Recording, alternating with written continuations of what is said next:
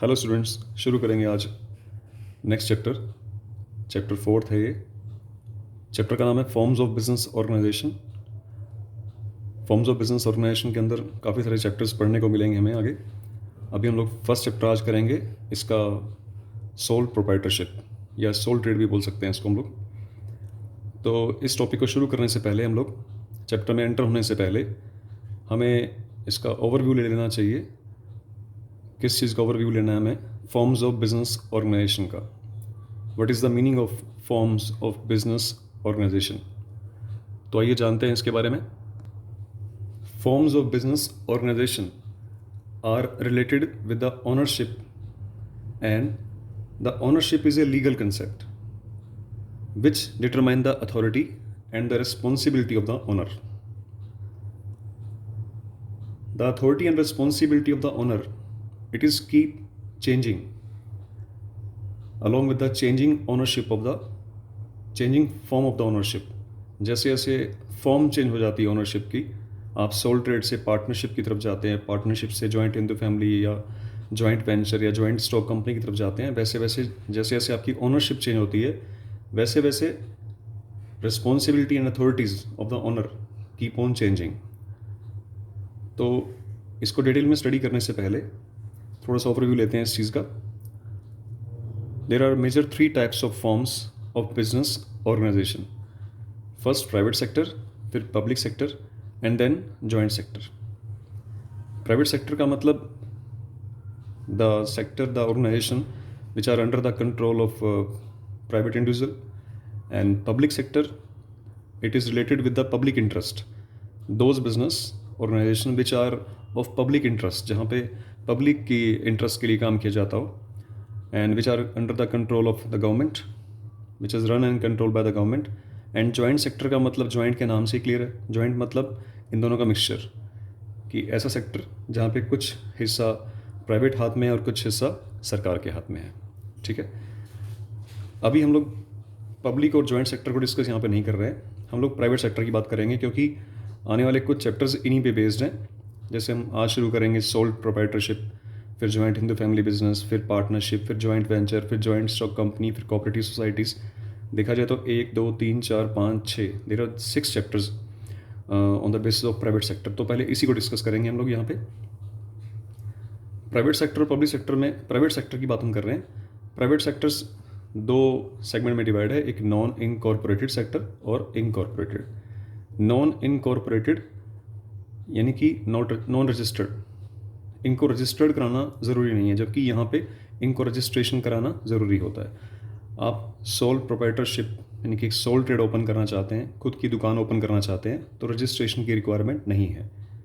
लेकिन अगर आप जॉइंट स्टॉक कंपनी, अगर हम कंपनी ओपन करना चाहते हैं, whether it is a private और पब्लिक, नो मैटर, आप उसको रजिस्टर्ड करवाना ही पड़ेगा under the proper act of that company. इसी तरह कोऑपरेटिव सोसाइटी में भी रजिस्ट्रेशन अनिवार्य है। यहाँ पे रजिस्ट्रेशन करवा सकते हैं लेकिन ज़रूरी नहीं है। ठीक है, तो कौन कौन से हैं?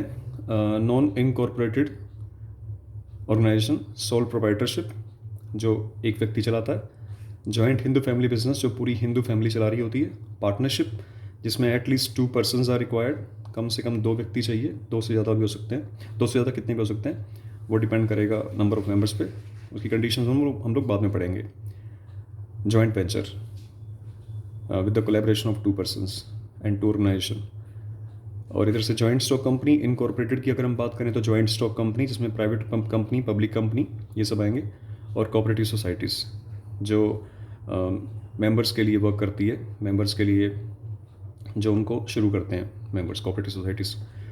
तो अभी फ़िलहाल हम बात करेंगे नॉन इनकॉर्पोरेटेड सेक्टर में, प्राइवेट सेक्टर में नॉन इनकॉर्पोरेटेड सेगमेंट में सोल प्रोप्राइटरशिप की, जो कि हमारा आज का चैप्टर का नाम भी है, सोल प्रोप्राइटरशिप। सबसे पहले मीनिंग से शुरू करेंगे सोल प्रोप्राइटरशिप के। The meaning of sole proprietorship is, sole proprietor refers to that form of business organization which is owned by a single individual who is solely responsible for its management and receives all the profits and losses। यानी कि नट shell में बात करूं तो मैं, एक ऐसा business जिसे एक व्यक्ति चलाता है एंड ही इज़ सोलरी रिस्पॉन्सिबल, वो हर चीज़ के लिए वही रिस्पॉन्सिबल है। किस किस चीज़ के लिए? पूरी मैनेजमेंट संभालता है वो। प्रॉफिट्स, अगर बिजनेस में प्रॉफिट्स होते हैं या बिजनेस में लॉस होगा, वो सभी उसी पर्सन का है जो इस बिजनेस को संभाल रहा है। It is owned and managed by a single individual, एक व्यक्ति, एकल व्यापार। ठीक है, इसके और ज़्यादा डिटेल में बात करेंगे, फीचर्स के बारे में बात करेंगे हम। फीचर्स की अगर हम बात करें तो पहला फीचर है इसमें, एक बात बता देता हूँ आपको यहाँ पे कि जो फीचर्स होता है, feature is a combination of advantage and disadvantages. इन दोनों को अगर हम ऐड कर दें, मेरिट्स और डीमेरिट्स को अगर हम प्लस कर दें, तो that is called the features.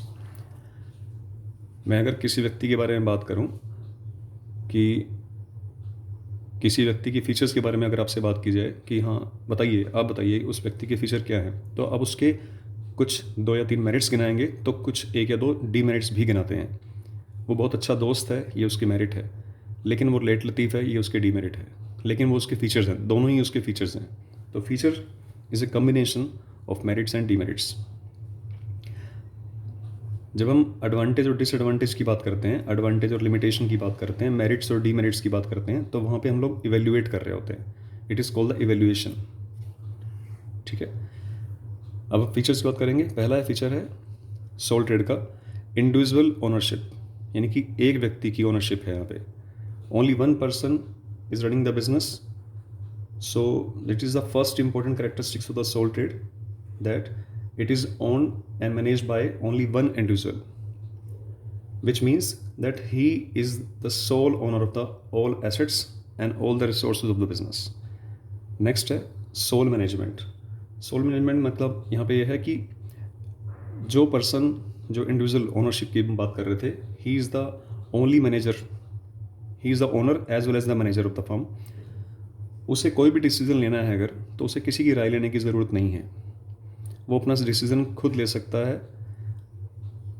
इसी के साथ in the sole trade the owner performs the function of management, but with the increase in their size and volume of the business he can appoint managers, वो manager appoint कर सकता है। फिलहाल सारा management उसी के अंडर है। It is important to note that he alone is responsible for the actions of the manager. Manager appoint कर सकता है, लेकिन मैनेजर के द्वारा किए गए कोई भी काम के लिए वो खुद ही रिस्पॉन्सिबल है, because he is the sole owner. ठीक है, नेक्स्ट है अनलिमिटेड लायबिलिटी। बाद में इसको ड्रॉबैक के रूप में भी पढ़ेंगे अनलिमिटेड लायबिलिटी को। ये देखिए डीमेरिट्स भी है इसकी अनलिमिटेड लायबिलिटी। मैंने पहले ही कहा था ये मिक्सचर है मेरिट्स और डीमेरिट्स का। अनलिमिटेड लायबिलिटी का मतलब ये है कि एक सोल ट्रेडर की लायबिलिटी अनलिमिटेड रहती है। अनलिमिटेड का मतलब ये है कि in case of heavy loss, when the firm is not be able to pay out the creditors या लोन अमाउंट, तो उस केस में बिजनेस की एसेट्स तो बिकेंगी ही बिकेंगी। अगर शॉप खुद की है तो शॉप बिक जाएगी, फैक्ट्री है तो फैक्ट्री बिक जाएगी, साथ ही साथ जो उसकी प्राइवेट प्रॉपर्टी है उस पर भी अटैक होता है। अगर सभी क्रेडिटर्स इकट्ठे होकर, जिनके पैसे आप नहीं दे पा रहे हैं, जब बैंक से लोन ले रखा है, बैंक से लोन वापस नहीं कर पा रहे हैं, तो बैंकर्स क्रेडिटर्स मिलकर अगर कोर्ट जाएँ तो कोर्ट ऑर्डर दे सकता है कि उसकी प्राइवेट प्रॉपर्टी भी अटैच कर दो। तो अनलिमिटेड लायबिलिटी रहती है। सिर्फ बिजनेस में लगाई हुई एसेट्स तक ही उसकी लायबिलिटी सीमित नहीं है, उसकी प्राइवेट प्रॉपर्टी भी उसमें अटैच हो जाती है इन case of heavy loss, in case of insolvency, मतलब दिवालिया होने की स्थिति में ये इसका लॉस रहेगा। नेक्स्ट है freedom in selection of business. एक सोल ट्रेडर बिजनेस सेलेक्ट करने में, actually he is getting the freedom for selection of the business. वो जो चाहे बिजनेस सेलेक्ट कर सकता है। आज उसने अगर करियाने की दुकान ओपन कर ली है एक व्यक्ति ने, और करियाने की दुकान चलाई है उसने 2 महीने, 4 महीने, 6 महीने, 1 साल चलाई है, उसके बाद अगर वो बिजनेस चेंज करके कपड़े की शॉप ओपन करना चाहता है तो he need not to get permission from anybody else. Freedom in selection of business, कोई भी बिजनेस सेलेक्ट कर सकता है। सिक्रेसी इसका मेजर पॉइंट है। मैं इसको बेनिफिट्स बोल दूंगा कि इट इज़ एडवांटेज। सिक्रेसी का मतलब है गोपनीयता। एक secret, when the business is manage by only a sole individual, अगर एक सिंगल इंडिविजुअल द्वारा बिजनेस मैनेज किया जा रहा है तो उस बिजनेस के सारे सीक्रेट्स उसी को पता हैं। आप अगर देखते हैं कई बारी 2 शॉपकीपर हैं, दोनों सेम जगह से गुड्स खरीदते हैं, मतलब माल खरीदते हैं, और मान लीजिए उन्होंने दोनों ने ही 100 रुपीज़, मान लो 100 रुपीज़ की कॉस्टिंग है दोनों के लिए। अब जो suppose there are two shopkeepers, shopkeeper A and B, ये दोनों ही सेम स्पॉट से, सेम मैन्युफैक्चरर से या होलसेलर से गुड्स खरीदते हैं, ठीक है। जो ए है वो उस गुड्स को बेच रहा है 100 रुपीज़ की, बी उस गुड्स को बेच रहा है 110 रुपीज़ की। बी 110 की बेच रहा है बिकॉज, क्योंकि इन दोनों की जो बाइंग कॉस्ट है वो 100 ही है, को 100 रुपये की वो चीज़ पड़ी है इन दोनों को। बी क्योंकि कुछ कमाएगा, क्योंकि बिजनेस कर रहा है, बिजनेस का पहला नियम ही है प्रॉफिट अर्निंग, तो उसने कमाने के लिए 110 रुपये की चीज़ बेची, जबकि ये 100 रुपये की बेच रहा है, लेकिन फिर भी ये कमा रहा है। बी इसी चीज़ को लेकर परेशान है कि 100 रुपये की चीज़ ये 100 रुपये में बेचकर भी कमाई कर रहा है, और मेरे जो कस्टमर्स हैं वो इसकी तरफ शिफ्ट हो रहे हैं, मूव हो रहे हैं, क्योंकि इसके पास वो चीज़ सस्ती मिल रही है। अब ये सीक्रेट है इसका। सीक्रेट यहाँ पे ये हो सकता है इसका कि इसने ये इसका टारगेट बेचते वक्त कमाना नहीं है, खरीद पे कमाना है। बाइंग प्रॉफिट अर्न करता है ये। फॉर एग्जांपल एक कैश डिस्काउंट का शब्द मैं यहाँ पे यूज़ कर रहा हूँ, सीडी। जब हम हैवी क्वांटिटी परचेज़ करते हैं किसी मैन्युफैक्चरर से या होलसेलर से, तो हमें वो कैश डिस्काउंट दे सकता है, ट्रेड डिस्काउंट दे सकता है। ट्रेड डिस्काउंट और कैश डिस्काउंट ये दो कंसेप्ट रहते हैं कि अगर आप हैवी क्वांटिटी परचेज़ करते हैं तो आपको 100 वाली चीज़ 10% डिस्काउंट पे मिल सकती है। इट मीन्स वो 90 में मिल सकती है, मतलब 90 में मिल सकती है। और अगर आप ऑन द स्पॉट पेमेंट कर दें, काउंटर पेमेंट कर दें, that is then the benefit of cash discount is also available in that case.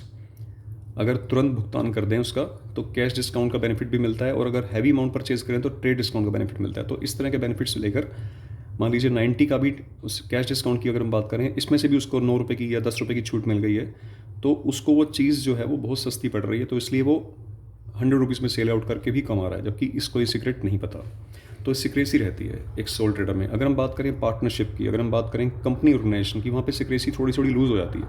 Partnership में कुछ हद तक सिक्रेसी रहती है, बट कंपनी की बात करें तो वहाँ पे सिक्रेसी बिल्कुल नहीं होती, क्योंकि उनको हर चीज़ पब्लिश करनी पड़ती है। तो सिक्रेसी लेवल बहुत हाई रहता है सोल ट्रेड में। अनडिवाइडेड रिस्क नेक्स्ट है, अनडिवाइडेड रिस्क।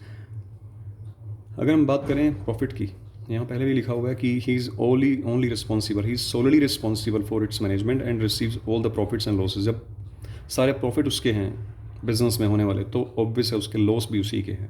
तो अनडिवाइडेड रिस्क का मतलब यहाँ पे है कि रिस्क जो है वो अनडिवाइड रहता है, वो डिवाइड नहीं होता है। अगर मैं बात करूँ पार्टनरशिप की, किसी फर्म में अगर A B C and D 4 partners हैं, तो अगर हैवी लॉस हो जाता है फर्म को, मान लीजिए 10 लाख रुपए का लॉस हो गया, तो 10 लाख का लॉस किसी एक का नहीं है, वो चारों में डिवाइड हो जाएगा। जबकि यहाँ पे अनडिवाइडेड है, क्योंकि there is only sole trader. तो ये इसके फीचर्स हैं। अब बात करेंगे इसकी एडवांटेजेस की। पहली एडवांटेज है क्विक डिसीजन, क्योंकि he is a sole owner, उसको किसी से कोई राय नहीं लेनी है, ले सकता है राय, but it is not compulsion for him. So quick decision can be possible in case of sole trader. Benefits of secrecy, अभी हमने पढ़ा है कि there is a lot of benefit, there is a strong benefit of secrecy can be avail in case of sole trader.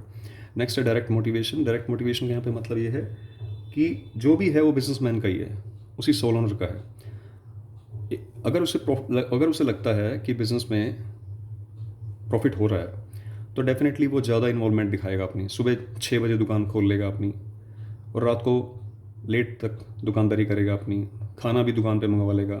तो वहाँ direct motivation मिल रहा है। क्यों मिल रहा है डायरेक्ट मोटिवेशन? उसे पता है मैं जितनी मेहनत कर रहा हूँ, मैं जितना दिमाग लगा रहा हूँ, जितनी एफर्ट्स कर रहा हूँ मैं, जितना कस्टमर्स को सेटिस्फेक्शन दे रहा हूँ मैं, तो उसका सारा बेनिफिट मुझे ही मिलने वाला है। तो यहाँ डायरेक्ट मोटिवेशन मिल रहा है। जबकि पार्टनरशिप की अगर हम बात करें, तो वहाँ पे जो प्रॉफिट है वो डिवाइड होता है, ठीक है ना। तो अगर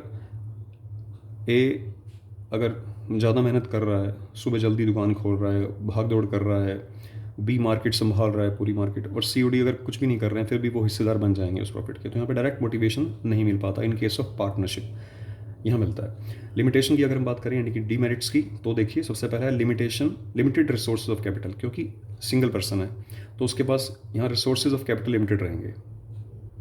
जबकि अगर हम पार्टनरशिप की बात करें, मैं बार बार कंपेयर इसलिए करा रहा हूँ ताकि आप डिफरेंस को अच्छे तरह से समझ सकें, कंसेप्ट को समझ सकें। अगर हम पार्टनरशिप की बात करें, there are more than 2 partners, at least 2 partners are required in a partnership. So the sources of capital are more as compare to sole trader. Sole trader में एक ही व्यक्ति है, उसके पास कैपिटल लिमिटेड हो सकती है, ये इसकी लिमिटेशन है। नेक्स्ट है अनस्टेबल एक्सिस्टेंस।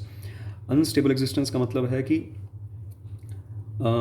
परमानेंटली स्टेबल नहीं है सोल ट्रेडर। अगर उसे कोई प्रॉब्लम हो जाती है, वो बीमार हो जाता है, तो उसे शॉप बंद भी करनी पड़ सकती है, क्योंकि हम लोग बात करें कि सर्वेंट के भरोसे काम नहीं छोड़ सकते हम लोग।